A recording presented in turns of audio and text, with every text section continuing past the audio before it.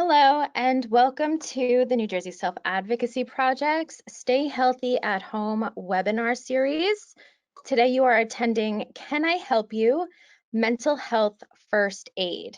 It is November 24th, and we are getting started now at 2 p.m. So as always, a little housekeeping. If you have any questions, comments, or feedback, feel free to place them in the questions box on your control panel. We typically answer them during the webinar if we can. If something needs more research or we're not sure how we can answer it properly, we do get back to you within 24 hours of your asking your question. So please feel free to put anything in the questions box. And then I also want to direct your attention below to the handouts tab. There are 5 handouts currently in there. We have the slides for today's webinar. I also have a separate PDF of the resources I used for this webinar. So if you want to look further into anything I'm talking about, all of the resources are in the webinar slides, but also separately in that resource PDF. I've also added 3 different handouts that we'll be going over during the webinar that I consider really useful information. So those are in there for you to download. I will be going over them more in detail during the webinar, but feel free to download those and take them at any point.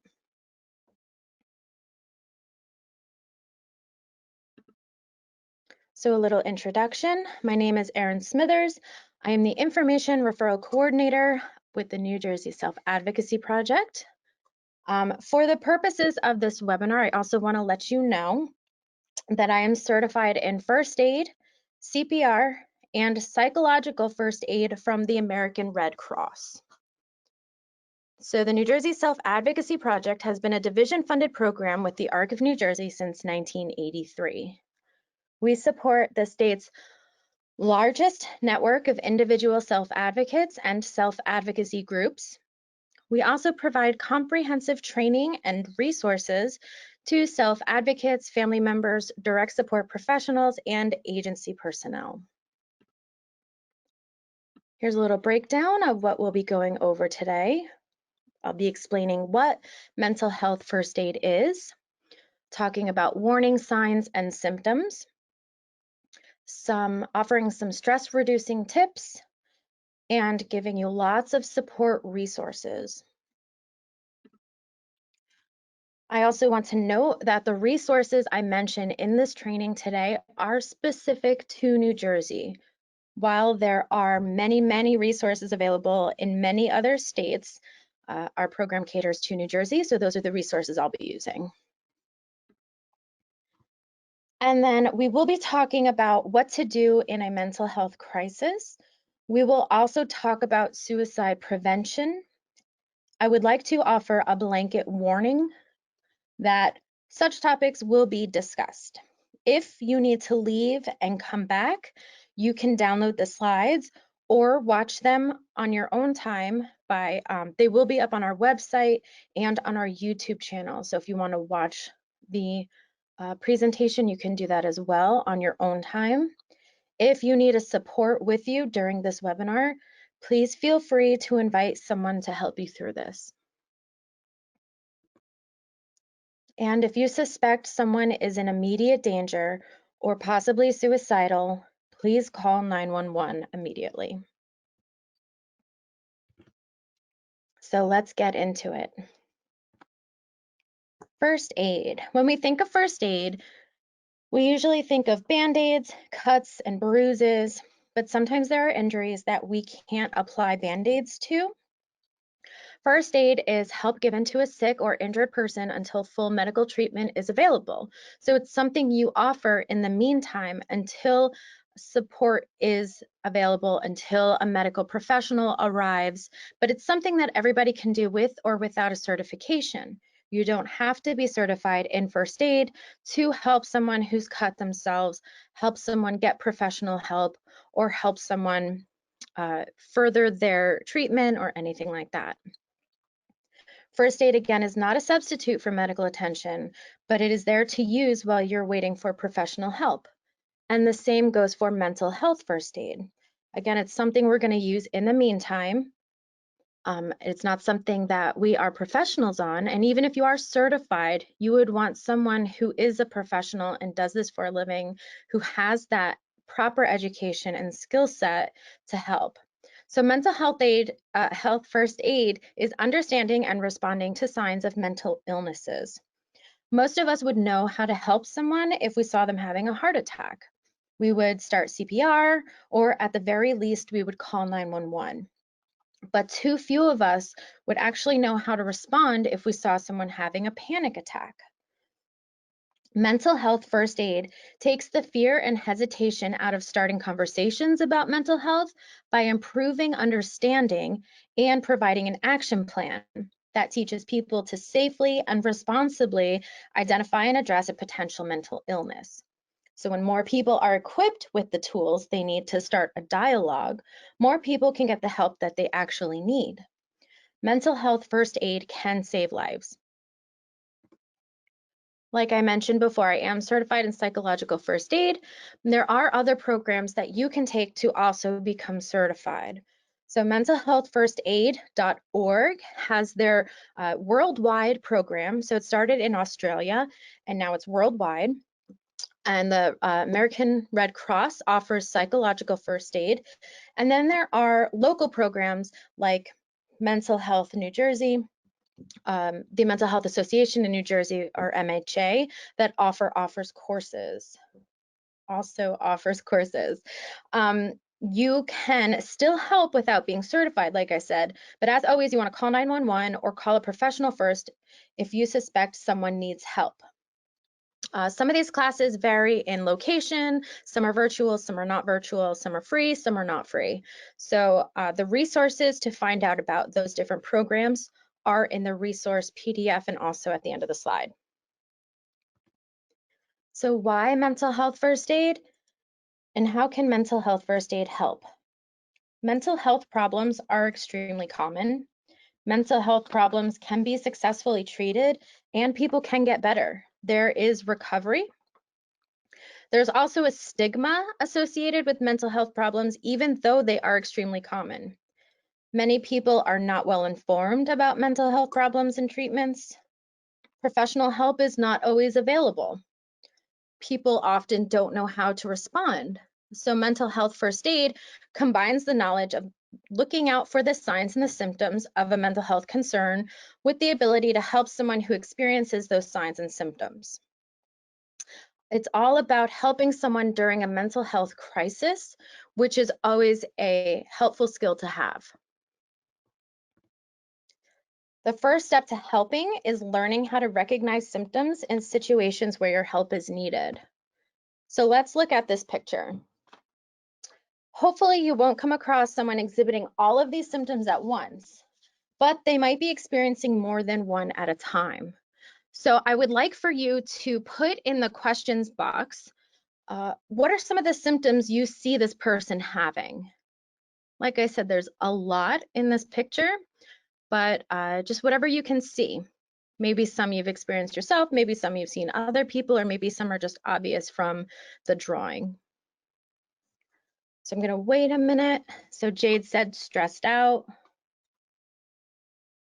Shaking, sweating from Victoria, anxiety, palpitations, rapid heartbeat, heart palpitations,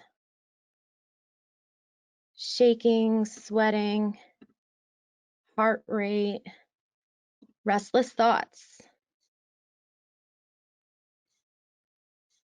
Excellent. The feeling of something in your throat. Oh, you guys are on it. Choked up, upset stomach. Yeah, these are all fantastic that you guys are seeing all of these.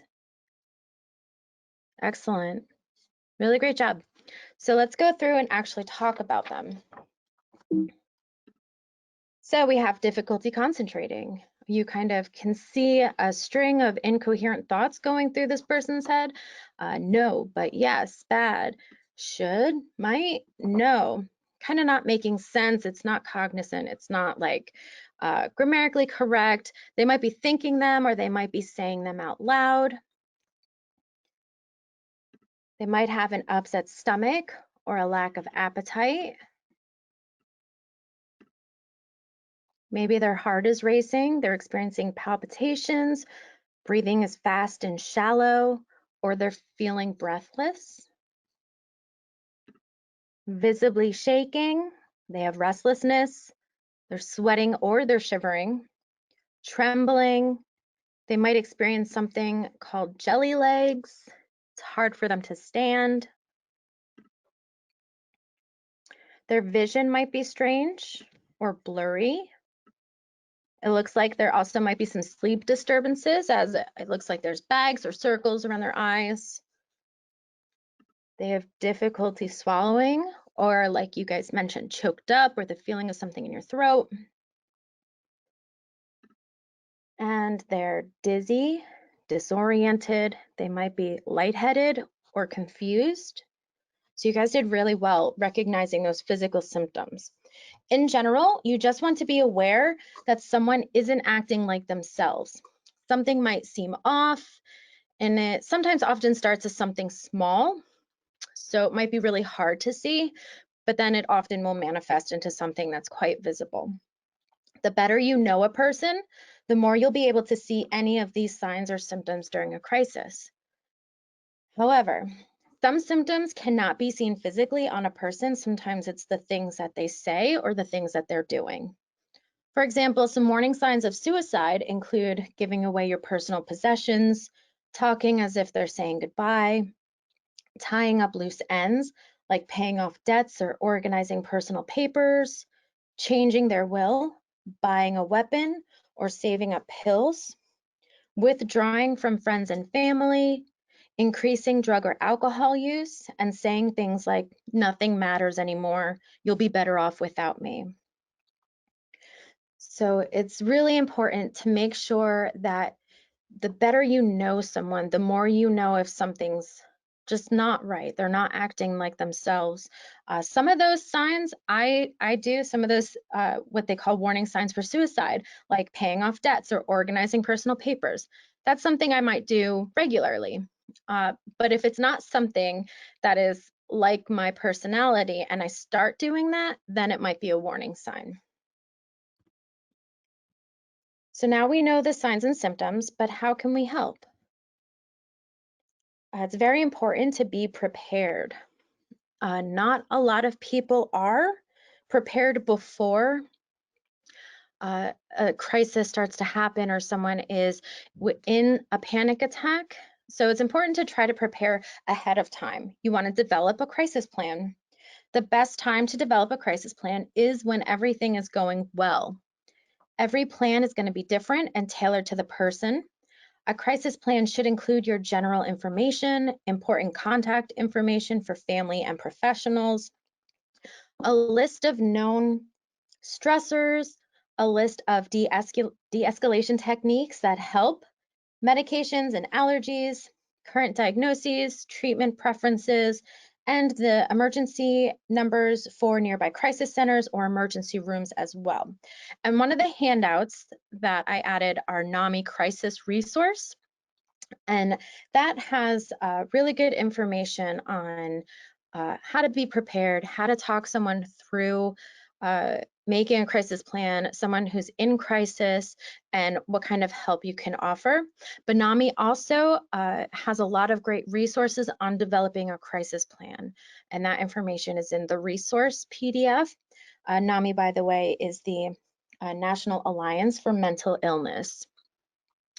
So it's also important to understand your stressors, learn de-escalation techniques, take time to understand what stirs up stress and anxiety, and also learn what techniques help you or someone else calm down. Because while there are a lot of techniques out there, they don't all work for everyone. And here's an example of a crisis plan that you could implement. This one specifically goes through steps. So some are information-based, so it just is a list of information. This one specifically goes through if you start to feel like you're going into crisis, what to do during crisis and who can help. So you start with step one, what are the warning signs to look out for? You want to list those there. Then if that's not if you notice those are happening, go to step 2. What are some internal coping strategy, things you can do to help make yourself feel better without contacting another person? So if you try all those coping strategies that typically work and they're not working this time, go to step 3. What are people and social settings that provide distraction and can help you feel better? So if you try those and they don't work, you're going to go to step 4. Who are some people that you can ask for help? And if that doesn't work, it's time to get the help of professionals or agencies. And that is step 5. And then if that doesn't work, you go to step 6, which is making the environment safe. So you want to take away things that you could potentially use to hurt yourself or something that you know is not good for you. And then I just want to note at the bottom, it says, the one thing that is most important to me and worth living for is, and then you fill that in. And that can be something that helps you kind of focus. So you want to use this to help focus on what is really important instead of what is going on in your mind at that time, which is making you seem like something else is important when it actually is not the thing that's important in your life. You also, one tip, you want to make sure your crisis plan is always up to date. So whether phone numbers change, clinicians change, people and places change, or important things that are worth living for change, you want to put that in the bottom. And you want to keep it updated so that you always have it there for you. All right. This is the mentalhealthfirstaid.org program's action plan. So these are some steps you can do when you're in a crisis. You've prepared, you have your crisis plan, but now you're in a crisis or someone you love is in a crisis. Here are some things that you can do. You want to assess for risk of harm or self-harm. If you're helping someone out, is that person injured? Do you see anything in the media area that can cause harm, like weapons, medication, drugs, or alcohol? If the scene is safe for everyone, then talk to the person. You want to listen. You want to listen non-judgmentally. Use active listening to engage with the person who needs help. Use open, positive body language. Make eye contact. But if eye contact is uncomfortable for you or the other person, just look in their general direction. Let them know that you're putting 100% of your attention and your support on them and that they have, all of the support in you that they can get. Listen to what they're saying, repeat back important phrases. Do not judge them. And this might be really hard, especially if they're saying things you don't want to hear. They're opening up to you. You want to keep that line of communication open. You may be the only person they're communicating with right now. So you want to let them know that it's okay, that you're there for them. Give reassurance and give information. Reassure them that they're not alone, that you're there to help them, that you will try to do anything they need right now. But you want to make sure you're being realistic. Offer realistic advice, and if you don't have any, then tell them that. You can say something like, I don't know what to say right now, but I'm here for you. I'm here for you to talk to. I'm here to support you. Whatever you need, we can do together. Let them know that you can look for resources together, then you can look for realistic options and set realistic goals. It might seem like the best thing to do is just promise this person the world, promise them that, everything's going to be okay, that, whatever they're upset about is going to go away. But if you can't make that promise, it's the way that they're feeling is only going to get worse. So you want to let them go through the feelings that they're experiencing, but not alone. You can help them look for resources to solve these problems, but then you also want to encourage. You want to encourage self-help strategy. So trying to utilize some of the coping techniques that we're about to talk about, enforcing positive self-help strategies and relaxation techniques. Ask what they like to do, what hobbies they're interested in. Ask if they have a support structure in place for times like this, or if there was someone that they would rather be talking to or rather be helping them. And having that crisis plan updated and available is going to be so vital and important to this whole action plan. If you have that crisis plan already set in place, then you know the hobbies, you know their de-escalation techniques, you know the people that they have as their support team, you know the people that they talk to and the people that can help. And then you also want to encourage professional help. So we have to remember, even if we're certified, we're not professionals. So it's important to let them know that they should get the help of someone who is skilled in this area, has the education and resources to help, and you can offer the support as they need it. Maybe support seeking professional help or looking for people together. Sometimes that can make all the difference. And now let's talk about recovery. So recovery is the process in which people are able to live, work, learn, and participate fully in their communities. Recovery looks different for each person. Some people have complete remission of symptoms, while others might still experience symptoms, but hopefully will develop the skills to prevent them from happening, to prevent symptoms from showing, or to lessen the severity of the symptoms because of coping skills that they've learned. So again, just remember, listen, express concern, and reassure realistically. Don't wait for them to talk to you. If you notice signs, start the conversation. Share those signs that you've noticed and then ask specific questions. Are you thinking about suicide? Would it help if I called your therapist? Have you started a new medication? Do you think the medication is causing these feelings or this physical symptom? Reassure them that they're not alone. Help is there for them. Ask how you can help, and it's best to be specific. A lot of times when people are offered help, they say, no, thank you, I don't want to be a burden. But if you say something specific, like, can I get you a glass of water? Can I make you some tea? Can I call someone? Can I call someone specific, like your parents or, your staff or your friend? People are more likely to accept that kind of help. If they need space, give them space. And that can be hard for some people to do, because if you don't need space, it might be hard to understand other people need that space. But just try to be patient and stay calm. If you suspect the person is suicidal or they tell you that they are, then don't leave them alone. Do not leave them alone. Stay calm, call their therapist or healthcare professional, remove potential means such as weapons and medications, call the prevention line or 911, and ask for help from a mental health crisis professional. And there is a handout in your handout section called NAMI Crisis Resource, and that's all about noticing suicidal symptoms, what to do if someone expresses concern that they are suicidal, and how to help them through that. So if you're with someone who is experiencing a mental health crisis like a panic attack, there are steps that you can take to help get them through a fight or flight episode, and it can help calm them down. You can also use these techniques on yourself if you find yourself getting stressed or anxious, or if you yourself are on the verge of a crisis. You might not be cognizant to do these things on your own if you are in the midst of your own mental health crisis, but that's why it's so important to have that crisis plan set up ahead of time so you can walk yourself through it just like that blueprint showed us.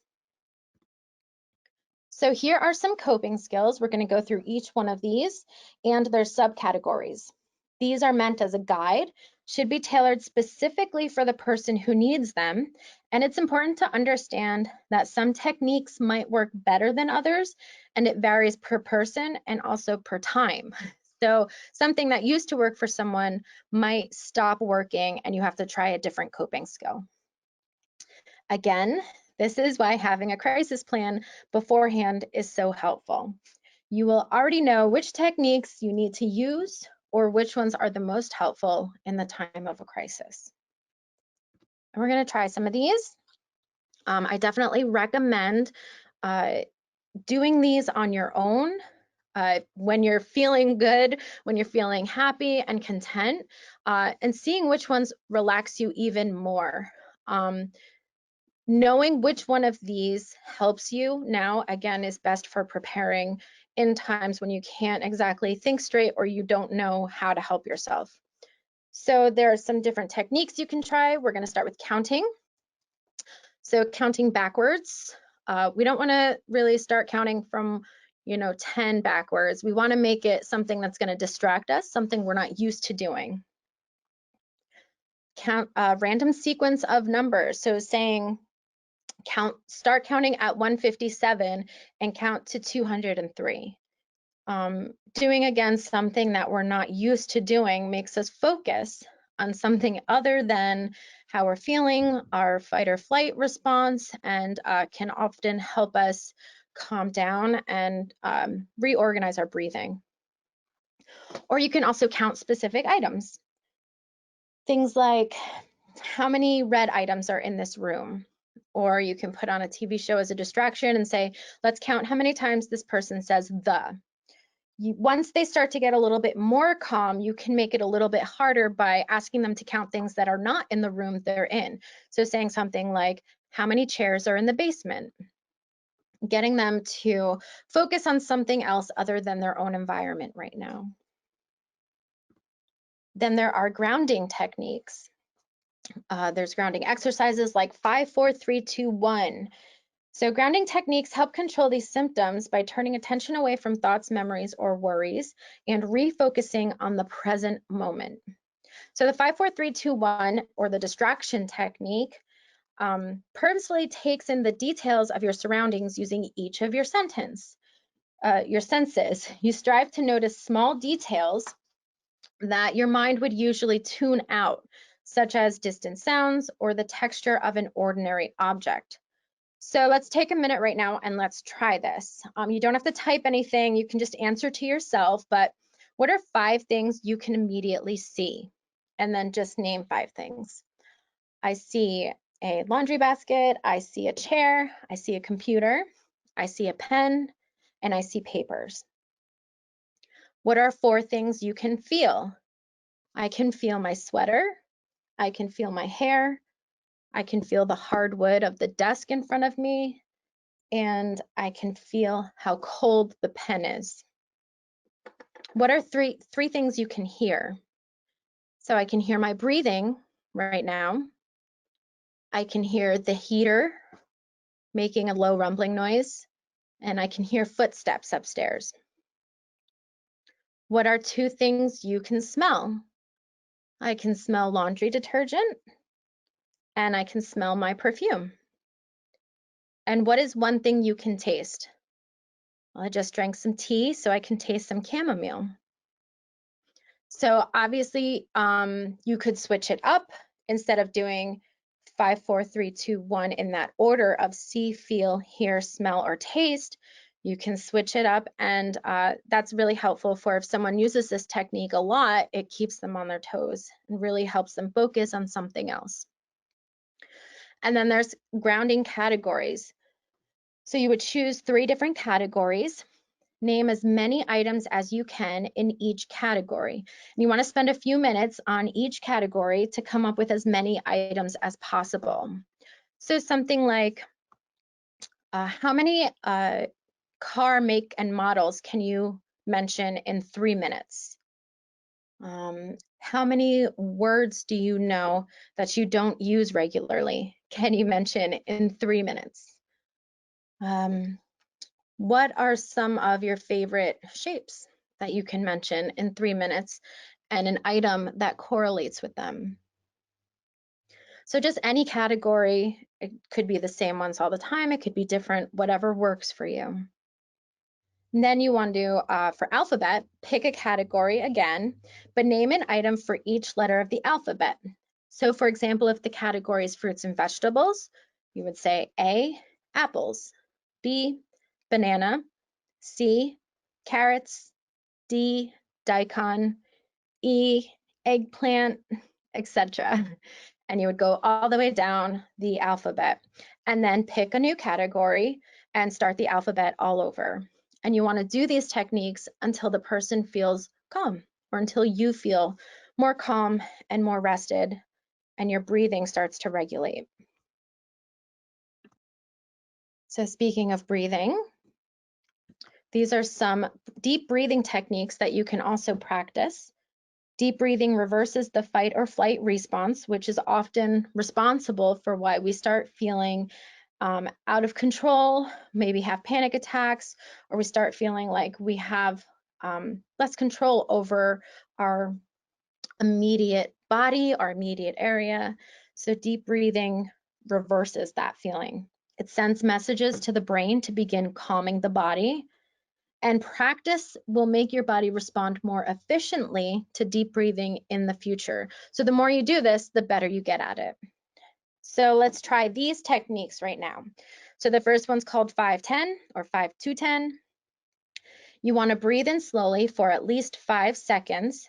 Hold your breath for 5 to 10 seconds. You don't want to feel uncomfortable, but it should last quite a bit longer than an ordinary breath would last. Then you want to breathe out very slowly for at least 5 seconds. Repeat the process until you feel calm. So let's try that now. We're going to breathe in for 5 seconds. Then hold your breath for 10 if you can, but at least 5.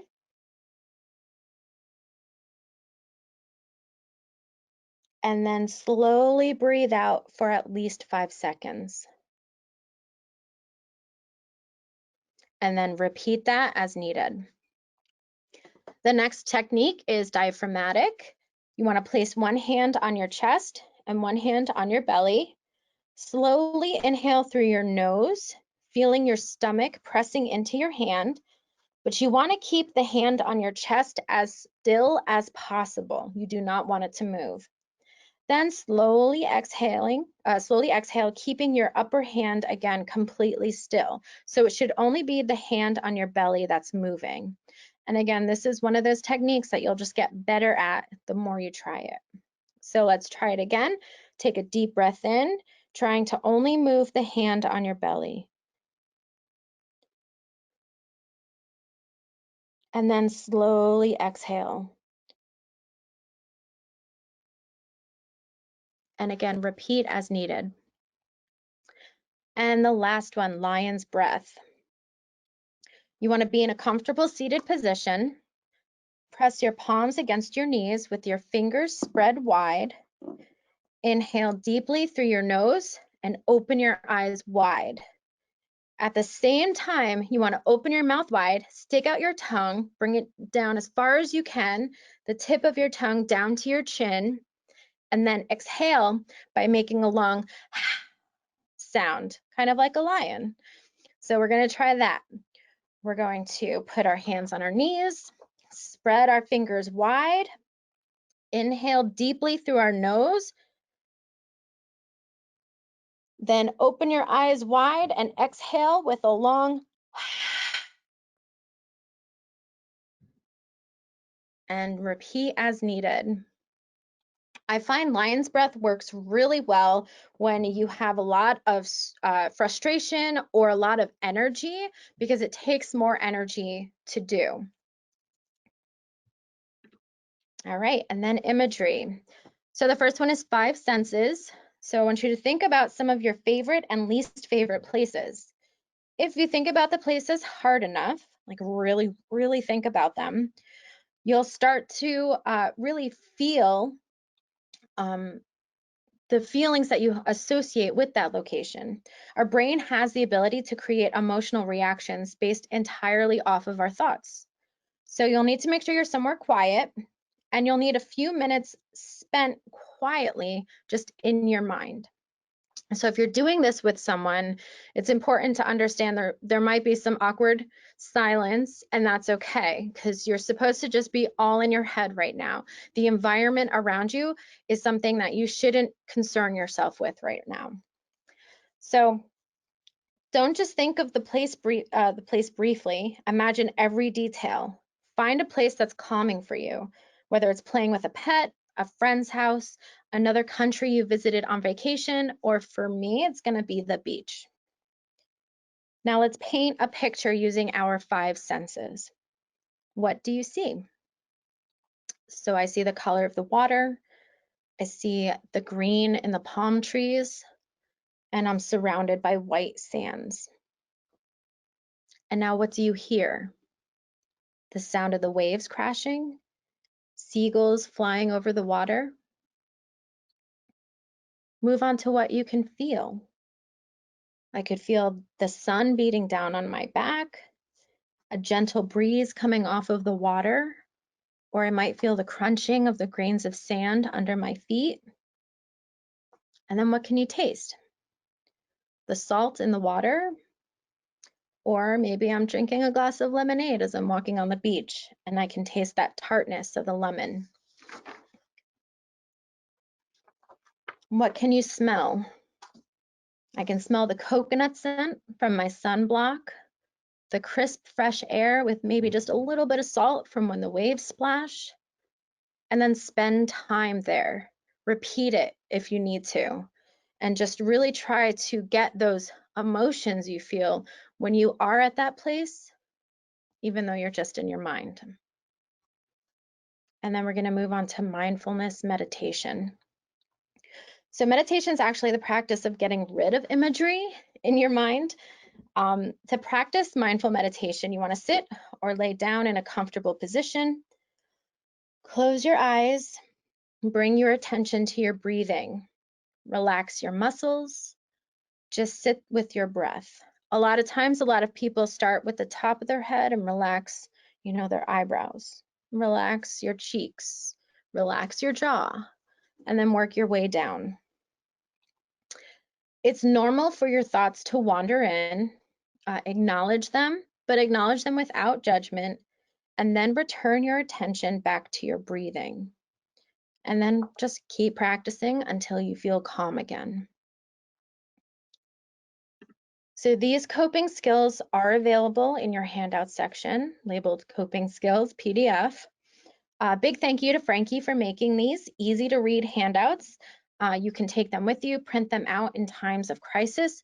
If you fill out a crisis plan, it's also helpful to have these handouts there in case someone who's not familiar with these coping skills is with you. They know, the steps to help you participate in them. You can download those right now and take them with you. And here's the other half. It's 2 pages. And I want to give a very special thanks to Allison Caprara, LAC, with the Trinitas Crisis Assessment Response and Enhanced Services, or CARES program. She helped me practice these coping skills. She expresses them every day with people that she serves and people she helps through the Trinitas CARES program. Trinitas CARES exists to serve individuals anywhere in New Jersey with developmental disabilities in mental health or behavioral crises. They have staff who work out of regional offices in various parts of the state, and that staff can provide support to you if you're in crisis wherever you're located. If you want to learn more about that program, this is their website. And again, the advice that she offered was insanely helpful. So let's talk about stress reducing tips. One of the best ways to stop a crisis is to prevent it from happening. And you can do that by reducing your stress. It's important to recognize what your stressors are. A helpful tip recommended by the American Red Cross is to take each stressor you have and to ask yourself these 4 questions. How likely is it that this will come to pass? So what are the actual chances of this happening? We find that a lot of stress and anxiety is brought on by what ifs and not things that are actually likely to happen or things that have not happened. And that's very common. So hopefully you can knock out some of your stress with just this first question. If not, ask yourself, what can I control? What parts of the stressor do you have actual control over? The most common answer to this question is that we can only control how we react to this stressor. We also just might be able to distance ourselves from it, which can help lower stress and anxiety. So try to identify what areas you have actual control over and then change those areas so they are no longer stressors. It might be a quick fix, it might be a multi-step plan that takes a while, but just often the act of working towards clearing out a stressor is stress reducing in itself. because we see progress and we're starting to see a positive change. Then ask yourself, what can't I control? So you need to identify what things are fixable, but which things are also static. There are bound to be things out of our control. It's just inevitable. But for these things, we can turn to question number 4. What resources are available to help me through this uncontrollable or even controllable stressor? If you've worked through trying to rationally think away the anxiety with legitimate statistics, we all know that works really well sometimes, and then you tried to change things in your life to get rid of what is causing the stress, and it still didn't work, then you might need to look for support in this area. Sorry, I couldn't hear what you said. Some things you can't do on your own. And there are so many resources available to you, whether it is talking to a friend, a family member you trust, or seeking professional help. And practicing self-care during times of stress is not selfish or a waste of time. It's super important to maintain your physical, mental, and emotional health. In addition, self-care is an essential component to be able to support others. You need to be able to take care of yourself in order to help others. Just like if you've ever flown on a plane, you know you need to put your mask on before you can help someone else. If you're in a vulnerable mental state, you are not going to be able to offer help to others who are also in a vulnerable mental state. So you want to make sure you have a self-care plan in action where you can identify positive stress management strategies and deploy them as needed. It's also important that during this time, you minimize feelings of isolation, especially during this pandemic, as this can amplify negative feelings. So here's a little video we're going to watch about self-care and self-compassion.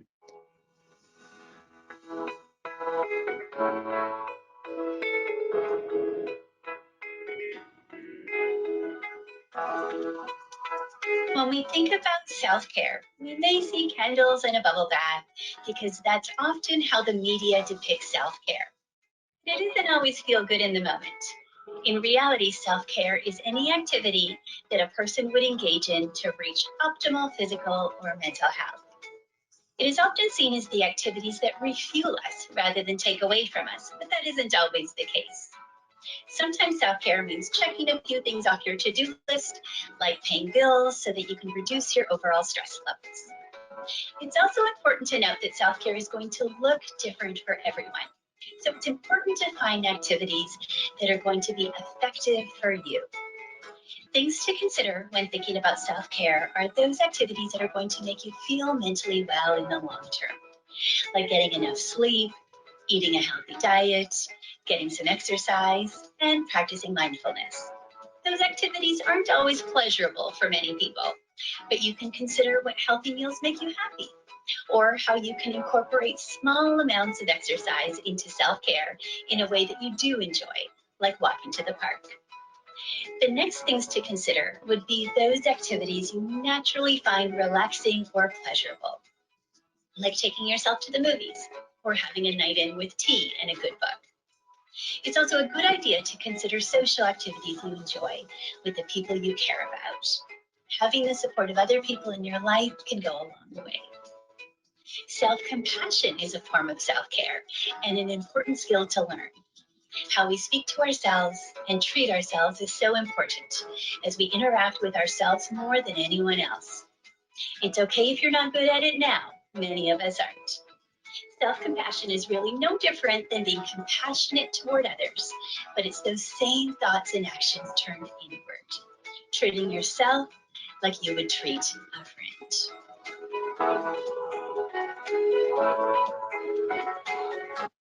All right, so it's really important to take care of yourself. It's not selfish. It's not putting other people's needs, behind you, but you need to take care of yourself in order to help other people. So if you're practicing self-care, you're still feeling a little stressed, that's fine. That's absolutely normal. So here's some more tips to relieve stress. You need to find what works for you. Understand it might be different every day, not even just from person to person, but what relieves your stress might change day to day. Some days you might want to be more relaxed, and meditation or deep breathing might be what's beneficial. Some days you might have a lot of energy or negative frustration that you can take out with some vigorous exercise, and that might help calm you down.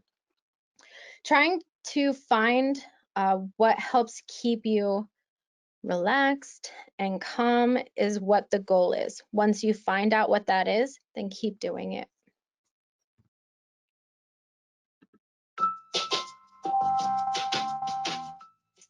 Want to zap the stress and introduce a little more Zen into your life? Follow these 7 steps for a more peaceful path. 1. Eat a healthy diet. Forget the ice cream binge and load up on fresh fruits and veggies and lean proteins. Your body will thank you with a happier outlook. 2. Get enough sleep. You'll be better able to handle stress that comes your way. Didn't catch enough C's last night? Grab a nap for a mood boost. 3. Get moving. Take a stroll around the block, walk the dog, or bike to the grocery store. Find an exercise buddy. It's always more fun to exercise with a friend. Exercise releases feel-good chemicals that will lift your spirits. 4. Try some tunes. Soothing music can lower blood pressure, heart rate, and anxiety. Upbeat tunes can help you blow off steam. 5. Come up with a stress relief toolkit. Meditate. Take a long walk. Watch a comedy, curl up with a good book, or light some candles. Find what soothes you. 6. Enjoy nature. Work in your garden, walk in the woods, or relax in the park. A change of scenery can brighten your mood. 7. Get social. Have lunch with a coworker, phone a friend, volunteer, take a class. Being around other people will give you a fresh perspective and help you find your happy place. It's all about what works for you. So start letting go of the stress in your life and move to your place of peace. So a lot of those tips in that video were very helpful, and you can do them even in the midst of this pandemic. You can still be social. You just want to be safe while you're doing it. So if you're going to go for a walk with somebody, or indoor restaurants and outdoor restaurants are open, you can go out to eat with somebody, but you want to really stick to only people that you live with. If you are going to go out and you're going to be around other people you don't live with, the recommendations right now are to wear a mask and stay 6 feet away. So you want to socially distance yourself and wear a mask. But there are also virtual ways that you can get together with people. So you can meet up on FaceTime or Zoom. You can play games online with other people. There are ways to stay social while staying safe. And we have a few webinars on that topic already. I think we have 3 different webinars that you can watch on how to stay safe, how to feel not isolated, how to stay connected to other people during this pandemic. So definitely recommend you check those out if those are some tips that you're looking for. So again, it's really important to understand that stress relief looks different for everyone, but also could look different every day. You want to just keep trying until you find something. Try a new hobby, try something different you think that you might not typically be into, because you never know. When we're feeling a little bit off, when we're not feeling like ourselves, we might actually enjoy something we wouldn't normally enjoy. So try that new hobby, watch that new movie or read that new book you were eyeing but not sure if you would really like. And then I want to get into some emergency resources. We talked about how to prepare. We talked about how to reduce stress. We talked about what to do during a mental health crisis, how to help someone through that. We talked a little bit about recovery. But if you think that someone needs immediate help that you cannot give, or if you yourself need immediate help, we have this resource here for you, and that is also in the handout tab. So here is a list of emergency resources that are available 24/7, so 24 hours a day, 7 days a week, for all of the help or support you or someone you love might need. You can use these hotlines to help yourself Or you can also call to get advice on how to help someone else. Or if you think someone might need help, a lot of these hotlines can help you identify symptoms or really walk you through if, they really do need help. It's very important to trust your gut as well. A lot of times we have a tendency to kind of make things seem less emergent than they are. If we see something that doesn't look right, if we feel something that doesn't feel right, trust your gut. What's the worst that's going to happen is that someone gets help they don't need and then they just don't get the help anymore. But if they are in need and if someone does need that help, then you've gotten it for them. You've helped them through that. Just trust your gut. You can also use these talk lines to call. There's text lines on here as well as websites. So whatever way you're comfortable talking to people, there is a support out there for you. Again, this is available in your handout section. You can print that out and have it handy as part of your crisis plan, or just have it handy for anytime you might need it. So I have listed the National Suicide Prevention Lifeline, National Alliance on Mental Illness. They have a talk and a text line, and that's NAMI. They have a lot of resources on their website as well for mental health first aid. So definitely recommend checking them out. Their information is in the resource tab. The National Domestic Violence Hotline and the National Sex Assault Hotline, because sometimes mental health crisis can turn physical. So what we might typically do for someone who's in physical, crisis or in an emergency is different than what we would do for someone in mental health. So you want to definitely get a professional who deals with this, who has the education and the supports behind them to help. And then the New Jersey Mental Health Cares Helpline. So again, these are available for you 24 hours a day, 7 days a week. You will not be penalized if you call for something that maybe they can't help you with, or that's not as severe as you think it should be. They are there for any time you need them, big or small. And remember, everyone needs supports sometime. We're all human. We all have hormones that ebb and flow. We all have issues that sometimes we can't fix on our own. Support is there for you. If you need it, please, please get it. Especially now during the holidays. So for some people, the holidays are already stressful. They're already hard emotionally. And the pandemic, on top of everything, is making things even harder. So please, please, please reach out to someone if you need help or if someone you love needs help. So just a little bit, we're approaching the end, just a little bit about what our program, New Jersey Self-Advocacy Project, is doing. So you can click here, also in the resource tab, to join our mailing list. That is the best and easiest way to stay up to date with everything that we're doing.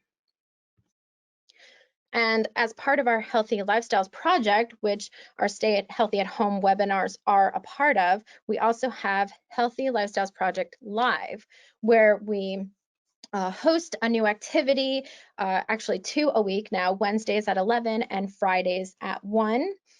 Prior to COVID, we used to host several in-person community-based events each month.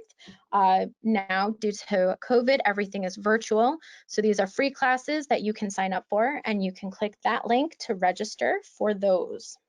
Again, those are Wednesday at 11 a.m. and Fridays at 1 p.m. And then we also host brain games Thursday at 1 p.m. on Facebook. We are still doing trainings all around the state. We're just doing them virtually now. So if you would like to sign up for a training, we just launched a portal on the New Jersey Self-Advocacy Project homepage. So you just have to fill out a short form and we'll be in touch with you. Again, the trainings are free, customizable, and intentionally interactive. We provide trainings to students and adults with IDD and support staff statewide. We're also open to creating brand new trainings based on the needs and interests of the groups that you support. So don't be shy, reach out to us and request a free training at your agency. And we always have everything available cross-platform. So we are on YouTube, Instagram, Facebook, and Twitter. This webinar specifically will be available on our website. You can find it there, and also on YouTube. So if you would like to watch it again instead of just taking the PDF slides, you can do that as well, along with finding out about all of the other resources that we offer. Here are the resources I used to make this webinar. Mental health first aid covers such a vast pot of information. There is just so much out there. So of course I can't list it all in this webinar. So I recommend, if you want to learn more about a subject, definitely check out these resources. They go very deep and they're very involved. They're definitely useful and helpful if you want to learn more about any of these topics that I talked about today. And here's my information and our information for NJSAP as well, if you would like any of that. And I will leave this up on the screen. Julia says that social distancing should be called physical distancing. And I agree, because just because we're quote unquote social distancing doesn't mean we're not being social. And there are ways that you can be social without being physically near people. Yes, I agree, Julia. It's very important to not isolate yourself right now emotionally. So even though you can't physically be near someone, that doesn't mean you can't talk to them, you can't write them letters, you can't talk online, you can't see their face through videos. Do what you need to do to get that emotional support that you need. Oh, and Julia added the UN calls it physical distancing. And I think that's a really good term. We should call it that. And it looks like, so Julia also asked if psychological first aid and mental health first aid are the same thing. So psychological first aid is what the American Red Cross calls their course, and mental health first aid is a specific course in itself. Psychological first aid covers a lot of COVID-related psychological support, and the mental health first aid goes more into detail about all-encompassing support, not just during the coronavirus pandemic.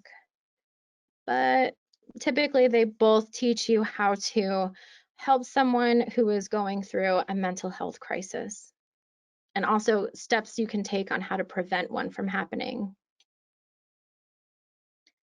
Excellent. I don't see any more questions, but if you do have any questions, please don't hesitate to reach out to us. You have our information here. And I just want to thank you so much for coming with me on this journey. And I hope you use these steps and these tips and these resources if you need them. And if anyone wants to know more about any resource too, I am available to help with that as well. Thank you so much, and I hope you have a fantastic holiday.